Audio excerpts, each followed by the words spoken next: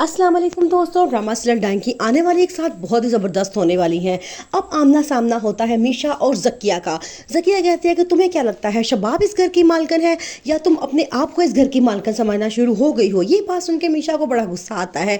वो उसे कहती है कि चलो ठीक है, मैं मालकिन हूँ या नहीं हूँ, लेकिन आप यहाँ पे क्या कर रही हैं।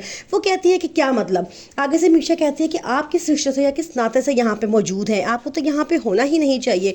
इस बार का ज़किया को बड़ा गुस्सा आता है। वो मीशा को थप्पड़ मारने के लिए हाथ आगे करती है तो मीशा उसका हाथ पकड़ के रोक लेती है और कहती है ये मत समझना कि मैं निहाल हूँ और तुम जो मर्जी मेरे साथ करते रहो। ये बात सुनकर ज़किया डर जाती है और फौरन घर में भाग जाती है। मीशा अब अपने बच्चे से वादा करती है कि तुम्हारी माँ ना सिर्फ तुम्हें यहाँ से लेके जाएगी बल्कि सबको एक एक बंदे को यहाँ से बाहर निकाल देगी जिसने उसके साथ बुरा किया है।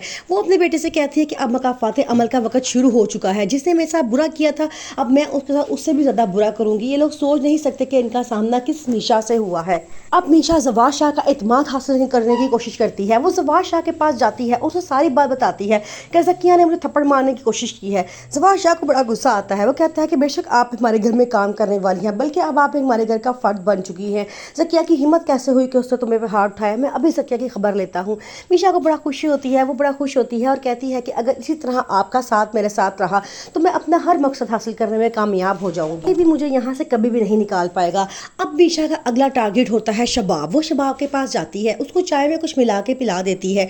उस वक्त जब जवार शाह भी कमरे में होता है, शबाब की तबीयत बहुत ज़्यादा ख़राब हो जाती है। वो जवार को आवाज़ देती है, जवार जवार। जो है जवार शाह अंदर आता है, वो भी बहुत डर जाता है शबाब को देख के। वो फटाफट शबाब को उठाता है और अस्पताल लेके जाता है जहाँ शबाब की हालत ख़तरे में होती है। डॉक्टर्स कहते हैं कि आपकी बीवी बिल्कुल भी सही नहीं है, इनकी तबीयत बहुत ज़्यादा ख़राब है। ये सब कुछ इनके साथ किसने किया है, लगता है इनको जहर दिया गया है।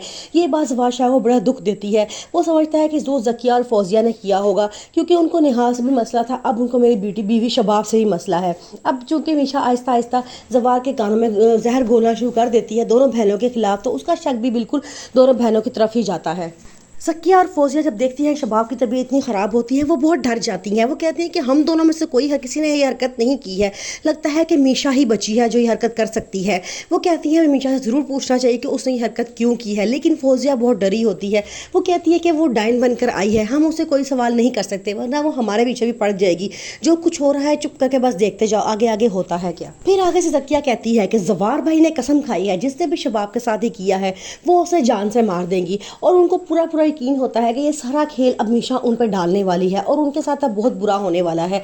उनको अपने बुरे दिन नजर आना शुरू हो जाते हैं क्योंकि उनका ज़मीर भी जाग चुका होता है और मुकाफात अमल का डर उनके दिमाग में ही पैदा हो चुका होता है। उनको लगता है कि जो कुछ हमने किया था अब हमारे साथ भी होने वाला है।